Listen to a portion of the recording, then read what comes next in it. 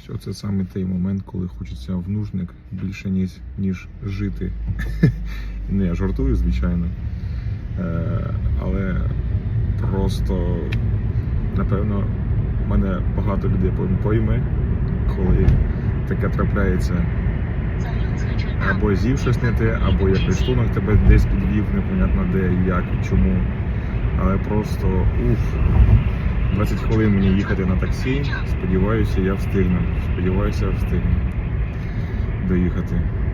Тільки що проїжджали туалети громадські вздовж тут набережної. Я міг трошки пройтись, ну як трошки, десь з пів кілометра, напевно, треба було пройтись. І я мав знайти цей туалет. От. Але, ладно, їду додому, тому що треба ще змонтувати відоси, щоб в сроки виходили.